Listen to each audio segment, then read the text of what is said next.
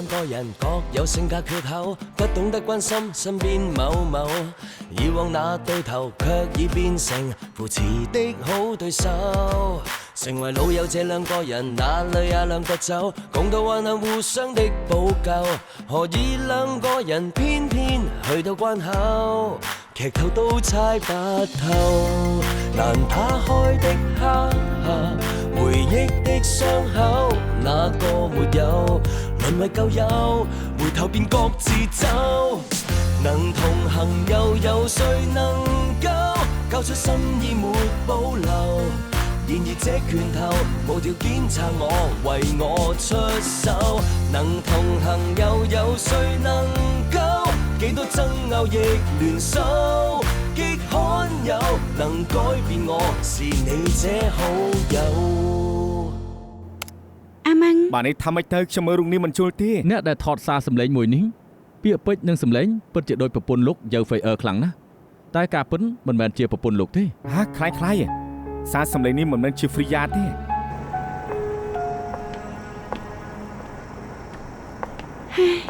បាទឲ្យបងអេងសើបហើយកុំគិតច្រើនពេកអី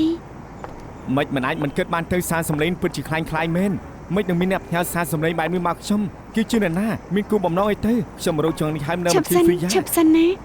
ណែលោកគិតច្រើនចឹងក៏អត់បានការដែរមិនបានជួយជើងប្តឹងប៉ូលីសទៅនេះបើលោកនៅតែតាំងតែអញ្ចឹងច្បាស់ជាចាប់ហើយដឹងដែរទេក៏ត្រូវដែរមិនប្តឹងប៉ូលីសគិតយ៉ាងម៉េចមិនចឹងទៅពេលខ្ញុំខ្លាចវិភាគជាមួយលោកតើបានទេពេលហ្វ្រីយ៉ាទៅបានយកលុយនឹងលិខិតឆ្លងដែនទៅដូច្នេះទោះបីជាគេមិនទៅកូឡាឡាំពួរក៏មិនអាចថាគេមិនចាក់ចេញពីហុងកុងដែរម្យ៉ាងមុនពេលគេទៅគេបានទុកលិខិតឲ្យលោកថាចង់ចាក់ចេញពីលោកតាក់ទងគេមិនបានជារឿងសមហេតុផលដូច្នេះខ្ញុំយល់ថាហ្វ្រីយ៉ាគឺចាក់ចេញមិនមែនបាត់ខ្លួនទេគេមិនចង់ឲ្យអ្នកណាតាក់ទងទៅគេក៏ប្រហែលមិនចង់ឲ្យលោករកគេឃើញដែរបើសិនជាអញ្ចឹងមែនគួរតែដឹងឲ្យច្បាស់ហើយចាំប្តឹងប៉ូលីសណាបានលឺនាងនិយាយបែបនេះក៏មានហេតុផលដែរបងអ៊ីងឆាប់ស៊ើបដឹងថាសារសម្លេងនេះគឺខ្លាំងអញ្ចឹងខ្ញុំយល់ថាគាត់នឹងឆាប់រកឃើញថាអ្នកណាជាអ្នកធ្វើដែរដល់ពេលនោះអញនឹងដឹងពីដំណើរហ្វ្រីយ៉ាសង្ឃឹមចឹងចោះមែនហើយរំខាននេះពេញមួយថ្ងៃសុំទោសមិនចឹងគឺលុយពីខ្ញុំទៅលោកជាបងប្រាប់ទៅអាចកុំនិយាយពីលុយគ្រប់ម៉ាត់បានទេខ្ញុំជាមនុស្សលោភលន់ម្លឹងផងហ៎អញ្ចឹងឲ្យខ្ញុំជួយនាងទៅលោកគិតចង់មិនជូនខ្ញុំហ៎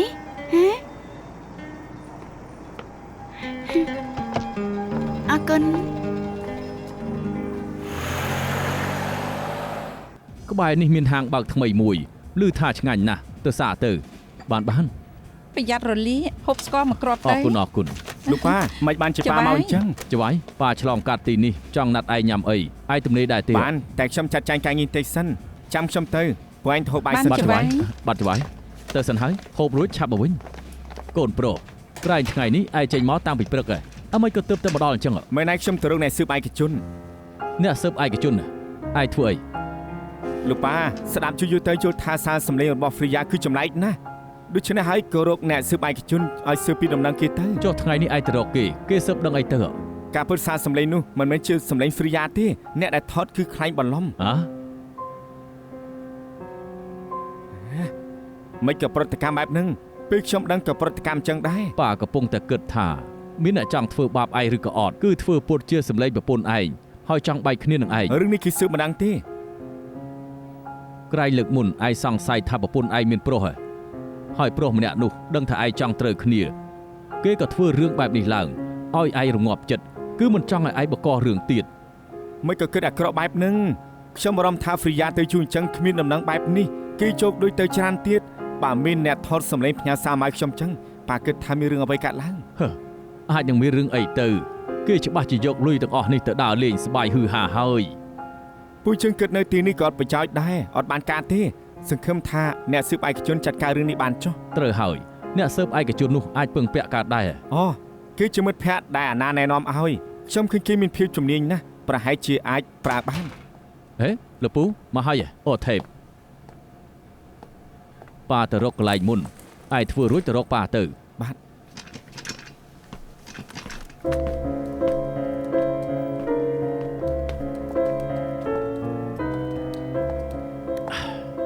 អូត្រូវហើយថ្មីនេះឃើញតែប៉ាឯងមកដូចជាខានឃើញអ្នកបងយូរមកហើយ ពួកជាមិនអីទេ គ្មានអីទេគ្រាន់តែសួរប៉ុណ្ណោះខ្ញុំទៅធ្វើការសិនហើយ ឥឡូវនេះសម្ដែងអញ្ចឹងមិនដឹងថាគេជាអ្នកចាប់ចម្រិតខ្ញុំឬអត់ទេត្រូវតែខ្លំមកគេទៅបាន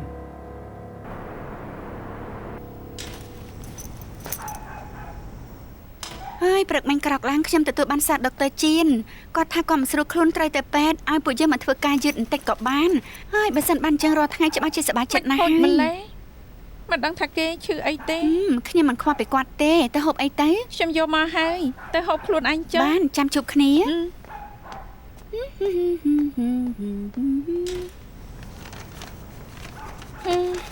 យូរយ៉ាងនេះហើយមិនទាន់មកវិញមិនដឹងថាគេហូបបាយថ្ងៃរួចហើយនៅទេមកវិញហើយលោកមិនអីទេ មិនអីទេ ចុះលោកហូបបាយថ្ងៃហើយនៅ នៅទេ អញ្ចឹងល្អហើយមិញពេលខ្ញុំទៅទិញអាហារថ្ងៃត្រង់គិតថាពេលលោកទៅពេទ្យរួចប្រហែលប្រញាប់មកធ្វើការមិនបានហូបអីដូច្នេះទៅទិញអីឲ្យលោកមួយចំណែកដែរ ចៃដន្យម្លេះខ្ញុំក៏ទិញលើសមួយចំណែកដែរ ហ៎អញ្ចឹងផងហ៎ ថ្ងៃមុននៅភោជនីយដ្ឋាននាងជាអ្នកប៉ាវខ្ញុំលើកនេះទុកថាខ្ញុំប៉ាវនាងវិញចុះ អញ្ចឹងហូបទៅតាន់តាន់តាន់តាន់តាន់តាន់តាន់តាន់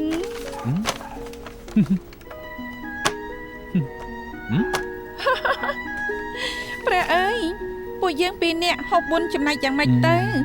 ពួកយើងអាចញ៉ាំសាំងវិចមុនល្ងាចបន្តិចចាំញ៉ាំម្ហូបសាឡាត់ បានស្ដាប់លោកចុះបើកមើលសិនទីនេះមានសាំងវិចសាច់មាន់មួយនិងសាំងវិចសាច់គោមួយលោកយកមួយ ខ្ញុំ ណា យកសាំងវិចសាច់មាន់ខ្ញុំមិនញ៉ាំសាំងវិចសាច់គោទេ មិនហូបសាច់គោសាច់គោឆ្ងាញ់ណាស់មិនហូបទេ ហេតុផលផ្ទាល់ខ្លួន បាន ត្រូវហើយស្ដាយដីយ៉ាងម៉េចទៅហើយ សប្បាយចិត្តណាស់ប៉ានិងបងប្រុសខ្ញុំស្រឡាញ់វាណាស់ស៊ីឆ្ងាញ់ដេកស្រួលខ្ញុំថតវីដេអូវាទៅខ្ញុំយកឲ្យមើលសិនអីដីពួកយើងលេងអានេះទៅអូយល្ងងមែន វាពិតជាលេងបានសប្បាយណាស់តែដូចជាមិនសូវស្ដាប់បង្គាប់សូម្បីតែក្រែនាងក៏ហ៊ានលោតឡើងដែរ មែនវាចង់ឡើងឲ្យឡើងទៅពួកយើងតែដេកជាមួយគ្នា អញ្ចឹងមិនបានទេនាងមិនអាចឈួតជាមួយវាបានឡើយត្រូវបង្រៀននិងស្ដាប់បង្គាប់បើគ្មានការអនុញ្ញាតមិនអាចឡើងក្រែបានទេ តែវានៅតូចណាស់មិនបាច់រៀនស្ដាប់បង្គាប់អីទេ ត្រូវតែបង្រៀនវាពីតូចទៅបាន តែភាពរីករាយនៅវ័យក្មេងសំខាន់ណាស់ ចាំខ្ញុំរកពេលទៅបង្រៀនវាចុះ លោកអាចមកចត់ពេកទេ ប្រហែលជាអាច ចុះ ក៏ប្រហែលជាមិនអាច លោកអាចបង្រៀនប៉ាខ្ញុំបានទេគាត់មិនស្ដាប់ខ្ញុំសោះ មិនបានទេ បង្រៀនបងប្រុសខ្ញុំ មិន ដែរ បាន ទេអញ្ចឹងបង្រៀន ទេ ខ្ញុំទេបងប្រុសថាមានអ្នកខ្លាចបន្លំជាអ្នកបងផ្ញើសារសម្លេងឲ្យគាត់ម្នាក់នេះមានបំណងអីទៅ មិនដឹងពេលនេះអ្នកស៊ើបឯកជនកំពុងតែស៊ើប អញ្ចឹងបើសារសម្លេងនេះខ្លាញ់មែនបានន័យថាអ្នកបងមិនមែនចង់ផ្ដាច់ការតាក់ទងទេចុះហេតុអីគាត់មិនមកវិញ នេះសំណួរនេះមានតែគ្រូធំទេដែលអាចឆ្លើយនឹងឯងបានតែមិនថាយ៉ាងណាទេរឿងស្នេហាត្រូវនិយាយទល់មុខគ្នាឲ្យច្បាស់មិនអាចមិនឲ្យចម្លើយគេសំបីតែមួយអញ្ចឹងនោះឡើយ ឯងនិយាយត្រូវ អេតាណាក្រែងពួកយើងទៅខាងមុខញ៉ាំម្ហូបសៀងហៃហី ថ្ងៃនេះខ្ញុំចង់រកហាងដែលអាចហូបសាច់គោដែលឆ្ងាញ់មួយពួកយើងហូបសាច់គោទេ សាច់គោអីធម្មតាឯងមិនដែលទាមទារហូបអីទេឯងមានបញ្ហាកាត់អីហ្នឹងហ៎ ណែអីមិនក៏ធ្វើអញ្ចឹងឈួតមែន ឯងមានបញ្ហាហ៎យ៉ាងម៉េចដឹកតើនោះចូលចិត្តហូបសាច់គោអី កុំទាយផ្ដេសផ្ដាស់អី ឆេមិនឲ្យទាអត់ទេដាំឡើយចង់ចែករំលែកពីការស្រាវជ្រាវផ្លូវចិត្តនៃការញ៉ាំសាច់គោខ្លះឯង តែ ស្ដា ណែ ប់ ការស្រាវជ្រាវនោះថាមិនខ្លះមានប្រាប់ថាហេតុអីមនុស្សប្រុសមិនអាចហូបសាច់គោបានទេមានបញ្ហាផ្លូវចិត្តឬសរីរវិទ្យាអីទើបមិនអាចហូបបាន អូដឹកតើនោះមិនចូលចិត្តញ៉ាំសាច់គោសាក់ភ្លាមក៏ចេញផ្លែតខ្ញុំដឹងហេតុដឹងហើយឯងចង់ឆ្លៀតពេលនេះញ៉ាំឲ្យច្រើនព្រោះក្រោយនៅជាមួយគ្នាមិនអាចញ៉ាំបានឡើយត្រូវទេ មិញឲ្យឯងទាយពីរឿងអ្នកបងខ្ញុំមិនក៏ឯងមិនឆ្លាតបែបនេះ យ៉ាងម៉េចហើយរីកចម្រើនដល់ណាហើយ នៅតែដូចដើមតែថ្ងៃនេះគេនាំខ្ញុំទៅភោជនីយដ្ឋានមួយទីនោះអាចនាំសត្វទៅបាន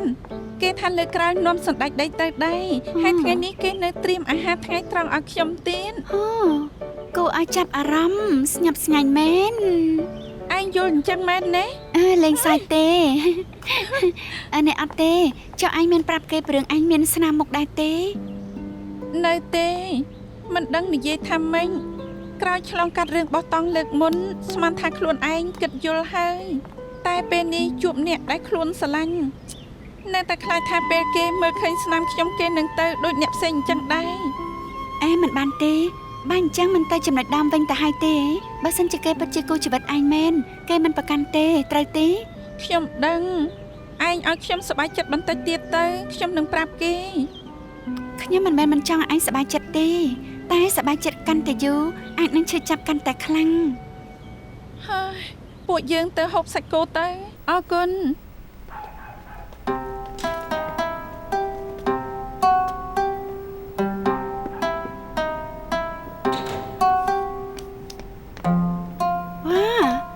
ឯងយកអាហារជប៉ុនធ្វើជាបាយថ្ងៃត្រង់ហួសហេតុពេកទេដឹងហើយមានពីរចំណែកទៀតមួយទៀតឲ្យអ្នកណាទៅរបស់ខ្ញុំទាំងពីរមួយប្រអប់ហូបថ្ងៃត្រង់ខ្មោចទៅជឿឯងអេក្រែងឯងត្រូវចេញទៅហូបអីហ៎ឆាប់ធ្វើការរួចហើយទៅខ្ញុំទៅពេលនេះបាយបាយ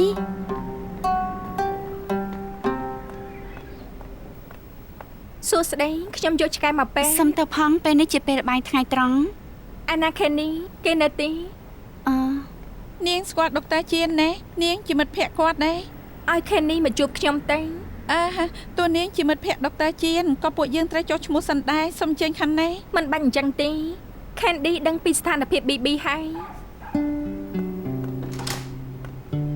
Phoebe ខេនីត្រូវជួយ BB ចូលមកសិនមក ណែគេពិតជា Phoebe ហួយមែនមើលនេះ អ្នកណាទៅមិនក៏ខ្ញុំមិនស្គាល់គេល្បីណាស់ហេមែនហើយគេជាម៉ូដែលល្បីឈ្មោះធ្លាប់ថតពាណិជ្ជកម្មជាច្រើនអញ្ចឹងទៅពេលគេដើរចូលមកខ្ញុំក៏យល់ថាដូចជាធ្លាប់ស្គាល់នៅក្នុងព័ត៌មានគេថាគេទៅបែកគ្នានឹងមិត្តប្រុសដែលជាពេទ្យសត្វឬជាដុកទ័រជៀនតាមពិតបែកគ្នាហើយហ៎មិនដឹងថាពិតឬអត់ទេប្រហែលអាចនៅជាប់ពាក់ព័ន្ធគ្នាមើលគេចោះបានផុសរូបថតស្លៀកប៊ីគីនីជាច្រើនពិតជាសេកស៊ីមែនតែប្រុសគឺចូលចិត្តអញ្ចឹងឯងមិនស្មានថាដុកទ័រជារបស់ពួកយើងក៏ស្លាប់ក្នុងកញ្ញាំគេដែរសោះជីចូលមកជាមួយផងទៅចាស់ដឹងហើយ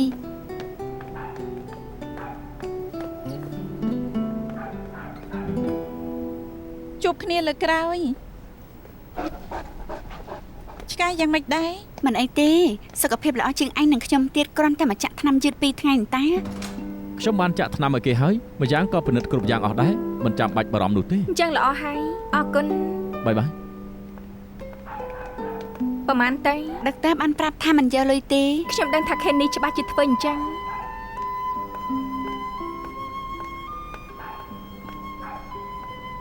មើលគេចោះហៅខេនីដូចជាចិត្តដិតណាស់ដូចជាចង់ស៊ីប្រុសម្នាក់នេះអញ្ចឹងច្បាស់ជាមិនតាន់អស់ចិត្តនោះទេឯងគិតច្រើនហើយ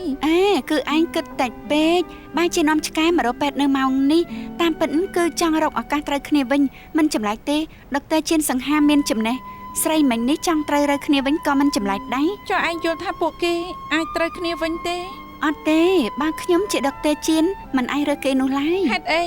ដុកទ័រជៀនមិនស្រឡាញ់គេប្រល្អដូចជាដុកទ័រជៀនចង់បានស្រីយ៉ាងម៉េចគ្មានទៅចង់បានស្អាតនឹងសេកស៊ីជាងគេក៏បានចាប់ឲ្យរើគេធ្វើអីវិញខ្ញុំទៅហូបអីឲ្យគួរឲ្យខឹងណាស់គេស្អាតអញ្ចឹងហើយក៏ត្រូវទាត់ចោលកុំថាឡើយខ្ញុំនោះដល់ម៉ោងបាយហើយពួកយើងញ៉ាំអីទៅថ្ងៃនេះខ្ញុំយកមកមិនចេញទៅហូបទេបានអញ្ចឹងខ្ញុំទៅខ្លួនឯងចុះ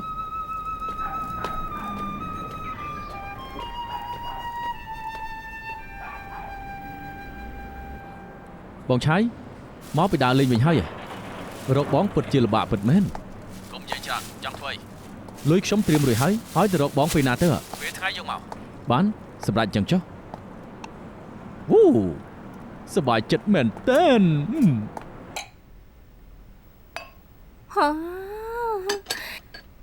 សុបប្រដាប់បន្តពូជគោហើយនឹងមាន់នេះខ្ញុំខំរងាស់អស់ប្រហែលម៉ោងតាន់អាម៉ាប់ហើយនឹងអ៊ូចុងមិននៅផ្ទះដូច្នេះបងឆាប់ហូបឲ្យអស់ទៅបញ្ញាប់អញ្ចឹងគឺចង់ឲ្យបងញ៉ាំវាមែនហើយបើសិនជាញ៉ាំវារួចបងអាចនឹងហូរឈាមច្រមុះដែរទេ ខ្ញុំឃើញថាប្រហែលថ្ងៃទៀតបងត្រូវទៅម៉ាឡេស៊ីហើយខ្ញុំស្មានថាបងចង់បង្ហាញក្តីស្រឡាញ់បន្សល់ទុកការចងចាំដ៏ល្អ ពួកយើងមិនមែនថ្ងៃក្រោយលែងជួបគ្នាទៀតឯណាត្រូវ មែ ទេ នហើយខ្ញុំអាចទៅខាងនោះរកបងបានបងនៅឯណាទៅ មិនទាន់ប្រកាសទេទៅសិនចាំគិតទៀត អញ្ចឹងពេលបានកន្លែងនៅកុំភ្លេចប្រាប់ខ្ញុំណា បាន ភ្លុកទៅប្រៃទីណែ ប្រដាប់បន្តពូជកោងផងនិងបន្ថែមយិនសិនទៀតឯនេះអស្ចារ្យមែនហើយនេះគេហៅថាស្អីទៅឆ្លៀតពេលយើងមិននៅក៏នាំគ្នាញ៉ាំរបស់ឆ្ងាញ់ពេលនេះមើលឃើញទឹកចិត្តច្បាស់ណាស់ និយាយច្រើនអញ្ចឹងចង់ហូបទេដួសឲ្យមួយចាន បងមានចំណែកដែរ មានតែបងហូបក៏អត់ប្រយោជន៍ដែរព្រោះអ្នកបងមិនខ្វល់ពីបង មិនខ្វល់ថាម៉ាយ៉ាខ្វល់ពីបងឬអត់ទេក៏បងមិនបាច់ផឹករបស់បើអញ្ចឹង អ្នក ដែ ប រ ងគិតថាបងចាស់មិនត្រូវការបង ក្រុមហ៊ុនហេរ៉ាញ់វត្ថុមួយនៅក្រុងជាឡុងមានអគ្គិភ័យកាត់ឡើងនៅពេលថ្ងៃត្រង់នេះក្រោយអ្នកពន្លត់ទៅដល់ប្រើបំពង់ពន្លត់ភ្លើងរួចឃើញថាអ្នកគ្រប់គ្រងក្រុមហ៊ុននោះប្រហែលមានការស្រុបផ្សែងហួសកម្រិតពេកធ្វើឲ្យជំងឺបេះដូងរើឡើង ក្រែងនេះជាក្រុមហ៊ុនហេរ៉ាញ់វត្ថុដែលឯងខ្ចីលុយហើយពេលចេញមកវិញបានជួបខ្ញុំនោះហ៎ បងខ្ចីលុយការប្រាក់ខ្ពស់ហ៎ ពេលនេះថាការក្រុមហ៊ុននោះចូលប៉ែនអញ្ចឹងមើលទៅលុយដែលឯងខ្ចីមិនបាច់សងភ្លាមទេ លុយដែលខ្ញុំខ្ចីខ្ញុំបានសងឲ្យហើយកុំនិយាយផ្ដេសផ្ដាស់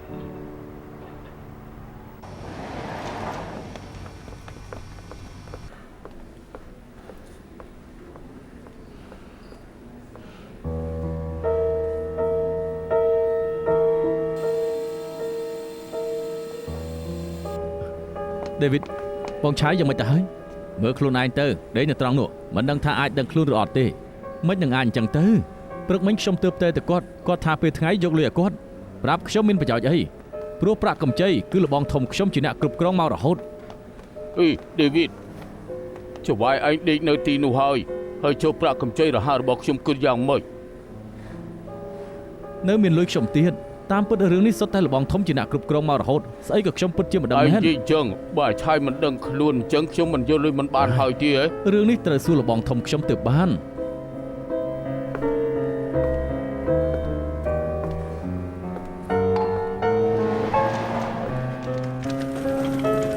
នៅតាមយើងទៀតគួរឲ្យធុញខ្ញុំត្រូវនៅហុងកុងទប់ទល់នឹងគេមករយៈទៀត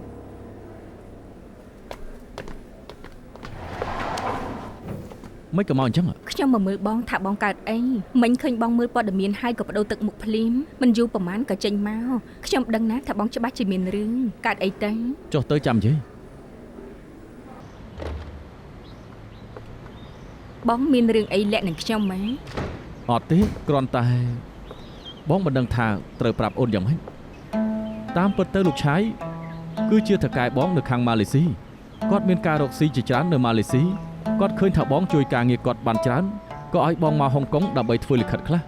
ដើម្បីថ្ងៃក្រោយនៅម៉ាឡេស៊ីរយៈពេលយូរជួយការងារគាត់តែសន្យាតែមាត់តែប៉ុណ្ណោះពេលនេះគាត់ស្រាប់តែចូលដេកពេនអញ្ចឹងបងក៏បញ្ញាប់មកមើលគាត់ថាគាត់យ៉ាងម៉េចទៅហើយ ចុះគាត់យ៉ាងម៉េចហើយ នៅក្នុងបន្ទប់សង្គ្រោះបន្ទាន់ ចុះបងគិតយ៉ាងម៉េច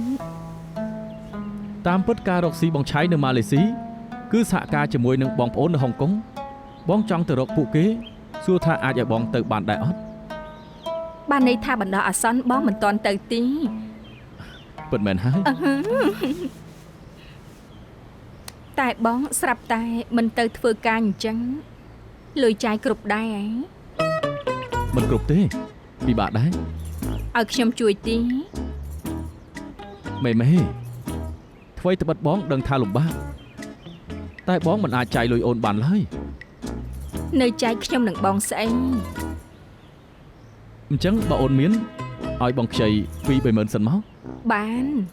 ស្រួលដល់ម្លឹងផងតែ 2-30000នេះក្រោយឲ្យថ្លៃផ្ទះរួចត្រូវសន្សំទៀតណា ហើយយ៉ាកុំនិយាយអញ្ចឹងចេះចោះខ្ញុំឲ្យបងខ្ចី 50000 អញ្ចឹងយើងទៅយកលុយទៅ បាន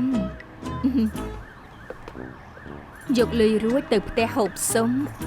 មិនបានបងចង់នៅផ្ទះកុំឲ្យជួបមុខគ្នាហើយឆ្លោះគ្នាអីចាំបងចាត់ចែងរឿងនៅម៉ាឡេស៊ីសិនប្រហែលថ្ងៃទៀតចុះល្អទេ អញ្ចឹងបាន តោះ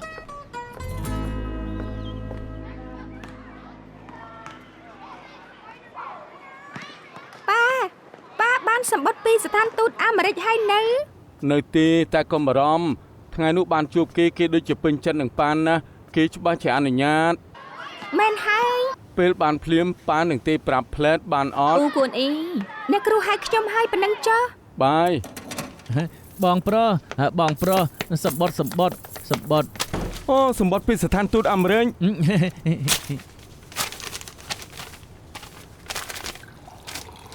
សិតតែអក្សរអង់គ្លេសមើលមិនយល់ទេអ៊ូសុនម៉ៃមើលឲ្យបន្តិច ឈួតមែនអង់គ្លេសណាវាមិនស្គាល់ខ្ញុំក៏មិនស្គាល់វា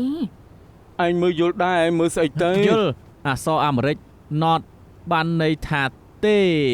កុំនិយាយផ្ដេសផ្ដាអ៊ូសុនម៉ៃទូរស័ព្ទឯងមានអេបមួយដែលថតហើយបកប្រែបានតែម្ដងមិនអញ្ចឹងហ៎ មែនហើយតែទុកប្រើសម្រាប់ភ្ញៀវបរទេសទេមិនមែនឲ្យបងប្រើ កុំអញ្ចឹងអីសម្បត្តិនេះពាក់ព័ន្ធនឹងក្មួយប្រុសឯងទៅអាមេរិកណា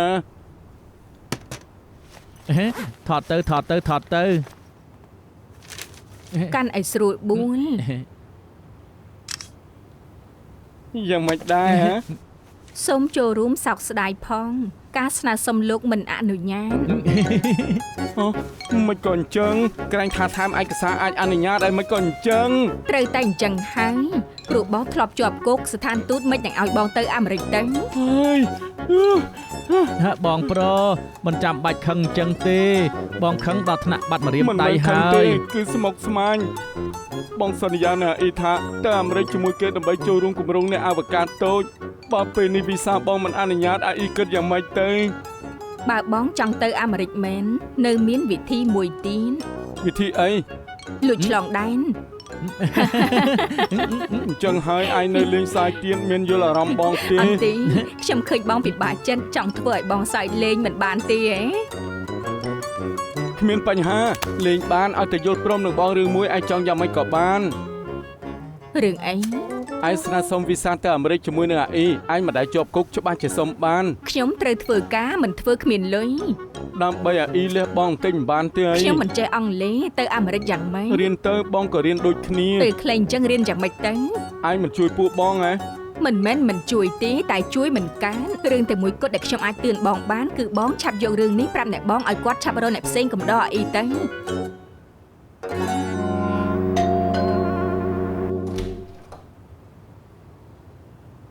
ខាងអាមេរិកមិនឲ្យវីសាបងមិនអាចទៅជាមួយអ៊ីបានទេ មិនអីទេខ្ញុំមានកម្រង B ហើយ សួស្ដីបងចឹង ឯងគឺ អែលហ្វាបងជាដូនមួយអាអ៊ីពេលនេះទាំងពេលរៀបការខ្ញុំក៏មកពីអាមេរិកចូលរួមដែរ អេលហ្វាមកលេងសាច់ញៀនគេសន្យាថាពេលអាអ៊ីទៅអាមេរិកគេនៅមើលថែដូច្នេះពេលនេះគ្មានបញ្ហាអីទេអាចទៅវិញ អូ បាន នមានកម្រង B យូរហើយហ៎ អ្នកមីងខ្ញុំទៅទទួលអាអ៊ីសិន អរគុណ អូនមិនដែលជឿថាបងអាចស្នើសុំវីសាអាមេរិកបានទេហ៎ សម្អាងអីឲ្យខ្ញុំជឿសម្អាងថាបងចេះតែកុហកអីចេះនិយាយដល់ថ្នាក់មិនដឹងថាពាក្យណាពិតពាក្យណាខ្លាំង អូននៅយល់ថាបងតាក់ប្រពន្ធគេទៀតហ៎ឲ្យនិយាយយ៉ាងម៉េចទើបអូនជឿបងថាបងមិនបានធ្វើ មែនយ៉ាង VR ស្អាតណាស់ក៏តាក់ទាញណាស់ដែរ មិនក៏ស្គាល់ឈ្មោះគេ Facebook របស់ម៉ាំងអ៊ីជីនមានរូបថតគេនិងប្រពន្ធគេចង់ដឹងពីបាក់ណាស់ហេ អូនស៊ើបគេហ៎ ខ្ញុំចង់ដឹងថាគេជាមនុស្សស្រីបែបម៉េច ហើយប្រាប់យ៉ាងម៉េចទើបអូនជឿបងនឹងគេមិនដែលស្គាល់គ្នាផងមិននឹងអាចនៅជាមួយគេទៅ មិននៅហេបានខ្ញុំសួរបងលើកទី1ជួបគេនៅថ្ងៃណា បងមិនចាំទេអាម៉ឹងមាននាំគេទៅឆាជីទេឬថ្ងៃនៅសាលាចាស់នោះ អញ្ចឹងបានន័យថាពីមុនមិនដែលធ្លាប់ជួប មែនពីមុនបងមិនស្គាល់គេទេ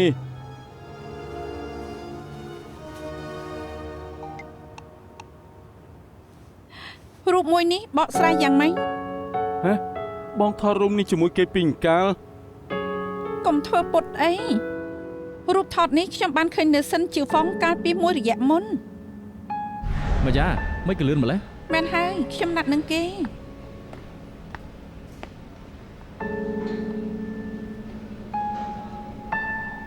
ស្រីម្នាក់នេះដូចជាធ្លាប់ស្គាល់ធ្លាប់ឃើញនៅឯណាអូ Facebook ម៉ាំងអ៊ីយៀនគឺប្រពន្ធគេសាច់ច្បងហើខ្ញុំចង់ដឹងថារូបមួយនេះអាចចង់ថតពីពេលណាទៅ រូបថតមួយសន្លឹកនេះគួរតែថតនៅឆ្នាំមុនស្រីម្នាក់នេះរស់រាយណាស់គេពេញចិត្តស្នាដៃបងចុងដូច្នេះក៏ថតរូបជាមួយនឹងគេទៅ នឹងនាងស្គាល់គ្នាមកយូរហើយ ឈប់សិនឲ្យបងគិតមើលសិន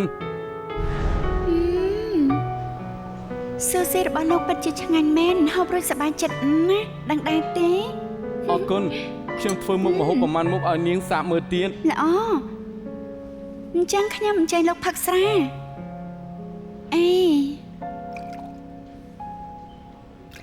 ជិលមួយចង់ផៃជិលមួយ អរគុណ ចង់ផៅថ្ងៃនេះសប្បាយចិត្តអញ្ចឹងពួកយើងថតរូបទុកជាអនុស្សាវរីយ៍ទៅល្អ សាច់បងហើរំខានផងប្រកាន់ទេបើថតឲ្យបិណ្ឌនៅត្រង់នោះ មិនប្រកាន់ទេ ហើយយ៉ាបងនឹកឃើញហើយស្រីល្មមនោះទៅញ៉ាំមីនៅសិនជីហ្វុង ស្រីល្មមហៅបានចិត្តដិន អូយល់ច្រឡំហើយមិនដូចអូនគិតទេបងគ្មានអីពាក់ព័ន្ធនឹងគេឡើយ ច្បាស់ជាថាគ្មានអីតាក់ទងនឹងគេហើយ គេជាភ្ញៀវកម្រ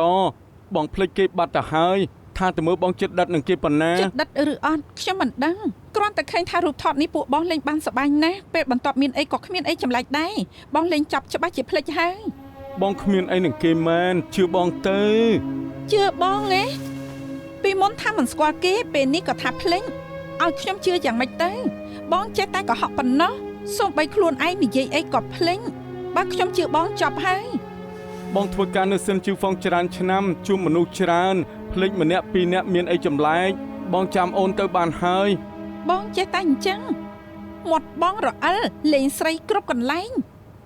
ខ្ញុំក៏ត្រូវបងបោកដល់អញ្ចឹងដែរ មិនក៏អូនចិត្តតែថាបងនៅជាមួយគេរូបថតមកសន្លឹកសោះអូនក៏កាត់ទោសបងស្លាប់ភ្លាម មែនព្រោះតែរូបមួយសន្លឹកនេះខ្ញុំមិនដឹងថាក្រោយមកមានរឿងអីកើតឡើងឡើយសរុបទៅរូបដែលគេនៅនឹងបងតែបងក៏ថាមិនស្គាល់គេបងកំពុងតែកុហក អត់ទេអូនកុំគិតផ្ដេសផ្ដាសមែនបងយកលុយគេអត់ទេបងចង់យកលុយគេតែក្នុងកាបូបនោះគ្មានលុយមិនស្មានថាមានតែរូបដេកមួយនោះដូ បាន ច្នេះ ហើយឈប់បកស្រាយទៅរឿងរបស់បងនឹងនាងលែងសំខាន់ទៀតហើយ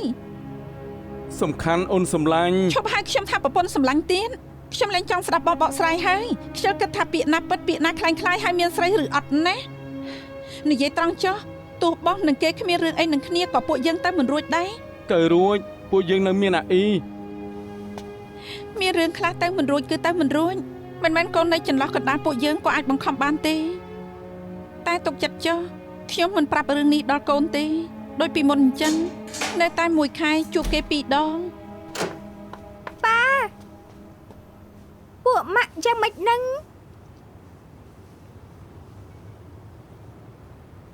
ប៉ាមានការនិយាយជាមួយឯងបងចង់និយាយជាមួយកូនប្រមាណម៉ាត់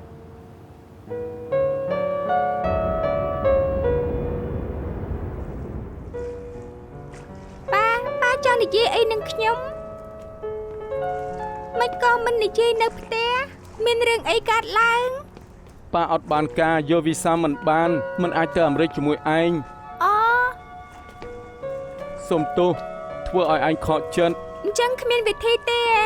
ចុះហេតុអីមិញនេះបានឆ្លោះគ្នានឹងម៉ាក់ខ្លាំងដូចជាពេលឆ្លោះគ្នារឿងលេងលះនោះអញ្ចឹង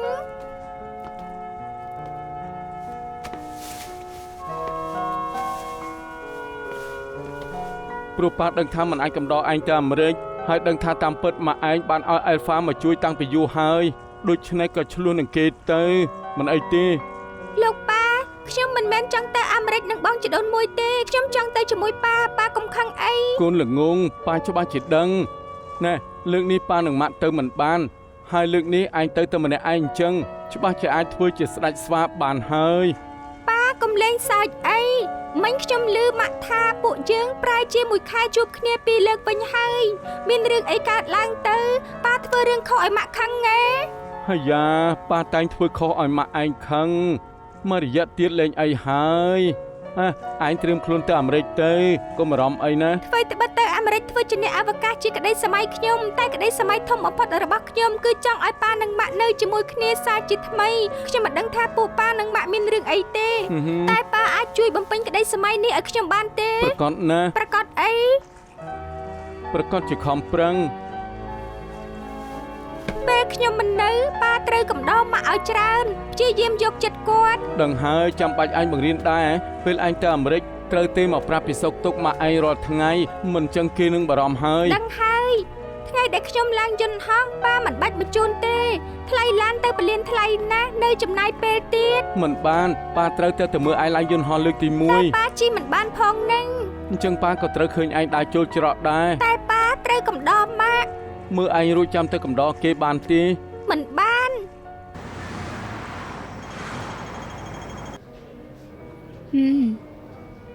ក្រែងថាបងប្អូនមកលេងហ៎នៅផឹកតកកទៀត ទៅហើយយ៉ាងម៉េច កូនប្រុសចិត្តទៅអាមេរិកបងប្អូនក៏ទៅវិញអញ្ចឹងมันជាឱកាសល្អហើយតែប្រយ័ត្នសុវត្ថិភាពផងបើមានអាអេទី2ម្នាក់ទៀតណាឯងនឹងវេទនាដឹង ឈួ ទេ តមែននិយាយដល់ណាហើយនឹង ផ្ទះធំអញ្ចឹងនៅម្នាក់ឯងទៀតពេលជប់អាត្រៀតមិនជឿថាលហោលហេវឯកោទៅជាណាស់ទេអីហា បើខ្ញុំពិតជាយល់ថាលហោលហេវឯកោនឹងតិចមែនខ្ញុំច្បាស់ជាទេទៅឯងហើយដាក់ឲ្យឯងងើបបត់ជើង ស្អីហ្នឹងម៉េចក៏បដិសេធនឹងគេម្ល៉េះ មិនមែនបដិសេធគឺស្លាប់ចិត្តហើយខ្ញុំបាននិយាយនឹងគេច្បាស់ហើយច្រើនណាស់អាចឲ្យគេជួបនឹងអាអ៊ីរឿងផ្សេងហាមនិយាយ ហើយពេលមុនឯងរៀងទុនចិត្តអាណិតទៅហើយចុងក្រោយអស់រលីងមើលទៅលើកនេះគេពិតជាហួសហេតុពិតមែន ច្រិតមនុស្សម្នាក់អន់ខំទៅកាយចំណុចមិនល្អមួយរួចក៏ចេញចំណុចអាក្រក់មកមួយទៀតមនុស្សប្រុសអញ្ចឹងឯងឲ្យតែមានលុយមិនបានបើមិនភ្នាល់គឺលេងស្រីខ្ញុំមើលយល់អស់ហើយបើចេះតែបារម្ភថាគេនិយាយកុហកឬអន់ហើយខឹងគេដដែលអញ្ចឹងធ្វើឲ្យចិត្តដាច់បន្តិចគ្មានក្តីសង្ឃឹមនឹងមិនខកចិន មិនស្មានតែពួកឯងខ្លាចទៅជាអញ្ចឹងសោះ ក្រែងពីមុនឯងរុញឲ្យខ្ញុំទៅស្គាល់ប្រុសហេតែពេលនេះជួយនិយាយឲ្យគេ ខ្ញុំលេងសើចនឹងឯងទេខ្ញុំដឹងថាឯងមិនមែនអញ្ចឹងហើយតែស្ថានភាពពួកឯងពេលនេះខ្ញុំដឹងថាអ៊ីនឹងខកចិត្តប៉ុណ្ណាគ្រាន់តែនឹកឃើញក៏ពិបាកចិត្តដែរ គ្មានវិធីទេមានតែលួងគេនៅតូចទោះប្រាប់គេក៏គេមិនយល់ដែរតែពេលគេធំឡើងគួរតែយល់ថាហេតុអីខ្ញុំធ្វើអញ្ចឹងអូ ហេឈឺថ្មិញទៀតហើយហ៎ឆាប់ទៅប៉ែតទៅ ពីមុនអ៊ូចុងមានមិត្តភក្តិពេទ្យថ្មីម្នាក់អាចចុះថ្លៃឲ្យទំនេរអាចទៅបានតែពេលនេះមិនដឹងថាឲ្យគេចុះថ្លៃឲ្យយ៉ាងម៉េចទេតម្លៃពេញថ្លៃណាស់ប្រហែលគ្រាន់តែស្រៀថ្មិញគ្មានដង្កូវស៊ីណាស់ហើយចុះ ឯងប្រាប់គេទៅគេច្បាស់ជាជួយនិយាយឲ្យឯងហើយ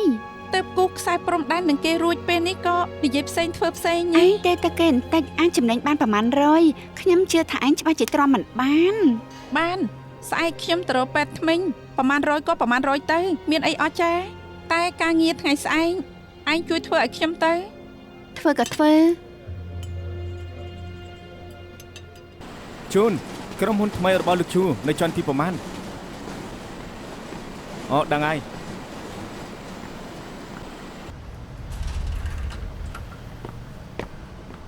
អាចារ្យយល់ថាបរិស្ថានក្រុមហ៊ុនខ្ញុំយ៉ាងម៉េចដែរ ទុកចិត្តចុះខ្ញុំធានាថាក្នុងពេល2ខែនឹងជួយរៀបចំទីនេះឲ្យលោកឲ្យរួចរាល់ អញ្ចឹងល្អណាស់ពេលដែលការិយាល័យធ្វើរួចច្បាស់ជាងាយស្រួលក្នុងការធ្វើការខ្ញុំពេញចិត្តនឹងការ design នេះណាស់ចូលធ្វើបានល្អណាស់ លោកជូពេញចិត្តល្អហើយលោកជូដូចជាមានអ្នកមករកលោក មកទេមករកមើលផែនលោកមែនទេនឹងការពិតខ្ញុំមករកលោកទេរូបខ្ញុំគូរួចហើយពេលនេះហើយទើបមករកខ្ញុំមករកអ្នក design បានហើយមិនក៏លោកអត់ប្រាប់ក្រុមហ៊ុនខ្ញុំអញ្ចឹងខ្ញុំទៅជួបលោកច្រើនលោកមកហើយតែធ្វើប្រាប់ថាលោកមិនទំនេរខ្ញុំជាអ្នករកស៊ីមិនអាចចាំរហូតបានឡើយអាចចូលគេបានមករកខ្ញុំហើយបានជោគឆ្នៃម៉ូដរបស់គេឲ្យខ្ញុំមើលខ្ញុំពេញចិត្តណាស់ដូច្នេះខ្ញុំក៏យកគេមិនត្រឹមតែលឿននៅឆាប់ជោគរួមឲ្យខ្ញុំទៀត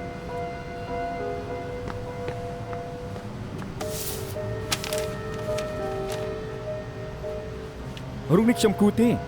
ឯងចូលមកបានចាំមិន ខ្ញុំមិនដឹងថាឯងនិយាយទេ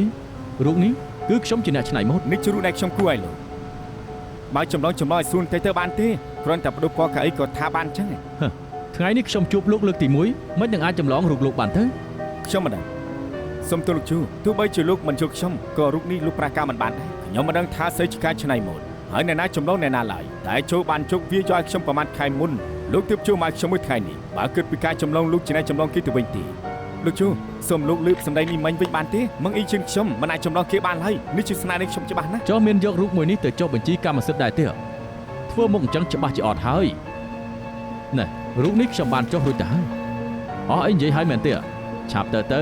កុំមកបង្ករឿងឆាប់ទៅ ឯងច្បាស់ជាលួចខ្ញុំហើយថៃមិនកែងក្បត់ក្រុមហ៊ុន ឯងនិយាយស្អី ខ្ញុំបានទៅរកលោកជូគាត់ថាមករកខ្ញុំមិនឃើញដូច្នេះក៏ឲ្យគម្រោងទៅអ្នកផ្សេងតែឯងប្រាប់ខ្ញុំថាលោកជូមិនបានរកខ្ញុំទេមិនក៏ឯងធ្វើអញ្ចឹងអាចបកស្រាយប្រាប់បានទេ យើងយល់ថាឯងមិនគួរស្ដាប់លោកជូទេគេចង់បានថោកក៏រកក្រុមហ៊ុនផ្សេងហើយពេលឯងទៅរកគេក៏រកលេសប្រាប់ឯងទៅ ខ្ញុំឃើញរូប design គេគូបានស្អាតណាស់ឯងដឹងហេតុអីទេព្រោះវីដេអូរបស់ខ្ញុំបេះបិទឯងលួចខ្ញុំមែនទេឯងប្រាប់ទៅ ឯងគួរតែសួរអ្នក design គេមិនមែនមកបញ្ចេញកំហឹងដាក់យើងនោះទេ ឈប់ធ្វើពុតទៅឯងចង់លៀបជុកលុយតាមម្នាក់ឯងច្បាស់ណាស់ឯងបដូរឈ្មោះយកទៅលក់មែនទេមិនក៏ខ្លាចទៅជាអញ្ចឹងដើម្បីលុយស្អីក៏ហ៊ានធ្វើដែរនោះ ឯងកុំនិយាយប្រេះផ្ដាស់ឯងមានផុសតាងអីបញ្ជាក់ថាយើងលុយរូប យើង គ្មានទេកុំបាត់បង់ការរកស៊ីហើយក៏មកបន្ទោសយើងនោះឈួតមែនបើសិនជាឈឺលេបថ្នាំទៅហើយទៅរកពេទ្យផងណែនាំគេទៅពេទ្យផងទៅ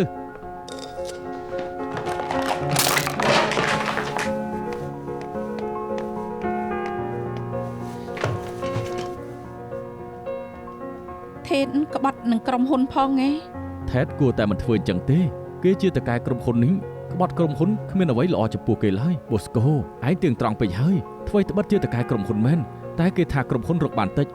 បើគេយករូបទៅលក់យកលុយតែម្ដងមិនចាំបាច់ចែកនឹងក្រុមហ៊ុនចំណេញណាស់ហ៎បើសិនជាគេលួចពិតមែនហើយពេលនេះត្រូវច្បាយដឹងមិនយ៉ាប់ទៅហើយទេ ហើយយ៉ាយច្បាយគ្មានផុសតាងទេមើលទឹកមុខគាត់ទៅក៏ដឹងថាធ្វើអីអាថេតមិនបានដែរ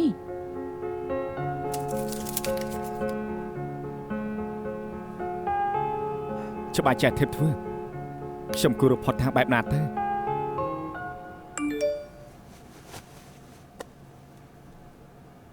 ពេលនេះទំនេរទេបងអេងចង់ឲ្យពួកយើងទៅជួបគាត់លោកប្តីដាំឡើងខ្ញុំស្មានថាអាចនៅដល់ចាស់ជាមួយបងតែមានរឿងខ្លះមិនអាចស្មានដល់នេះស្អីបងនឹងខ្ញុំបានតែត្រឹមនឹងទេសំណាងដែលខ្ញុំបានត្រៀមរួចរាល់សង្ឃឹមថាអ្វីដែលខ្ញុំទុកឲ្យបងគឺជាទឹកចិត្តមិនមែនជាអំរែក ហេតុអីក៏លោកមានសារសម្លេងរបស់ Freya គេផ្ញើឲ្យលោកហ៎ អត់ទេលោកមិនយល់ថាសារសម្លេងនេះមានខ្លឹមសារដូចជាក្នុងពាណិជ្ជកម្មធានារ៉ាប់រងទេ អាយិនឆ្លាតមែននេះជាខ្លឹមសារក្នុងពាណិជ្ជកម្មធានារ៉ាប់រងលោកស្គាល់អ្នកនៅក្នុងរូបនេះដែរទេ ម្នាក់នេះជាប៉ាខ្ញុំហើយពីរអ្នកនេះខ្ញុំមិនស្គាល់ទេ បងអេងតើរឿងវាយ៉ាងម៉េចវិញទៅ តាំងពីខ្ញុំបានដឹងថាសារសម្លេងមិនមែនជារបស់អ្នកស្រីម៉ឹងខ្ញុំក៏ពិនិត្យម្ដងទៀតសង្ឃឹមថាអាចរកបានតម្រុយចុងក្រោយក៏ធ្វើឲ្យខ្ញុំចាប់អារម្មណ៍រឿងមួយក្នុងសម្លេងនេះមិនថាពាក្យពេចន៍និងការបញ្ចេញសម្លេងសុទ្ធតែធ្លាប់ឆ្លងកាត់ការវឹកហាត់យ៉ាងជំនាញដូច្នេះខ្ញុំក៏ទៅស៊ើបនៅក្រុមហ៊ុនបញ្ចូលសម្លេងខ្នាតធំនៅហុងកុងក្រោយមកខ្ញុំបានឃើញលោកប៉ាលោកនិងប្រុសម្នាក់ដើរចេញពីអគារក្រុមហ៊ុនបញ្ចូលសម្លេងមួយខ្ញុំយល់ថាវត្តមានរបស់លោកប៉ាលោកមិនមែនជារឿងចៃដន្យដូច្នេះខ្ញុំក៏សម្រេចចិត្តតាមដានពួកគាត់ខ្ញុំតាមដានទៅដល់អគារភោជនីយដ្ឋានមួយក្បែរនោះខ្ញុំក៏បានឃើញពួកគាត់ទៅជួបអ្នកស្រីម្នាក់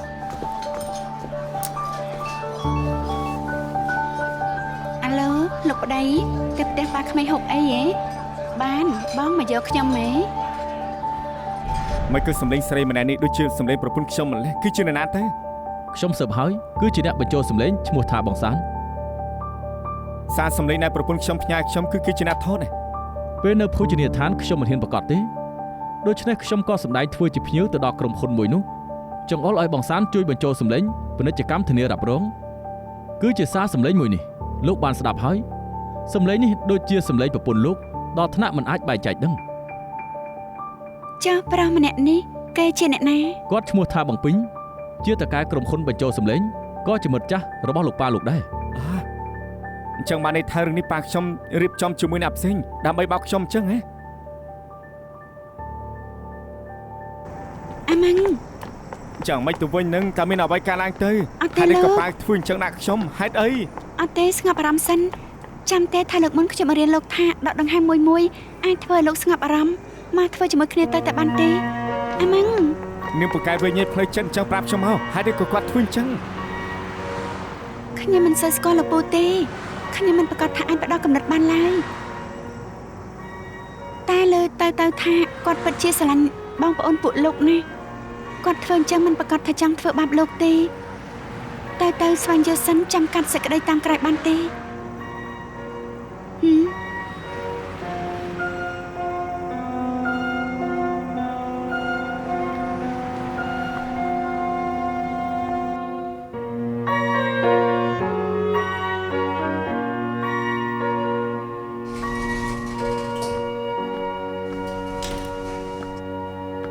ខឹមយប់ឲ្យមិនតាន់ទៅទេ ច្បាយមើលទៅដូចហត់ណាស់មិនអីទេ មិនអីទេយ៉ាងម៉េច ច្បាយខ្ញុំមានការនិយាយនឹងលោក អង្គុយចុះទៅ ក្រែងព្រឹកមិញលោកថាថែនលួចយករូបទៅលួងតែគ្មានផតាំងឯង មែន ព្រោះតែខ្ញុំចូលរួមគូរូបនេះដែរខ្ញុំក៏ចង់ដឹងឲ្យច្បាស់ដូចគ្នាដូច្នេះខ្ញុំក៏ទៅផ្នែកសន្តិសុខយកឃ្លីបពីកាមេរ៉ានៅខាងក្រោយក្រុមហ៊ុនមកមើលថាមានតម្រុយអត់ហើយខ្ញុំឃើញថាប្រហែលថ្ងៃមុនមានអ្នកលួចចូលក្រុមហ៊ុនទាំងយប់ អើយឯងកុំនិយាយតែតែងជើងបានទេអ្នកណាគេមកក្រុមហ៊ុន 15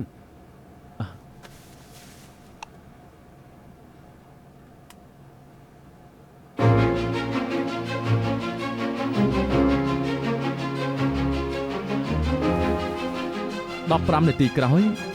គាត់ក៏បានចេញមកវិញ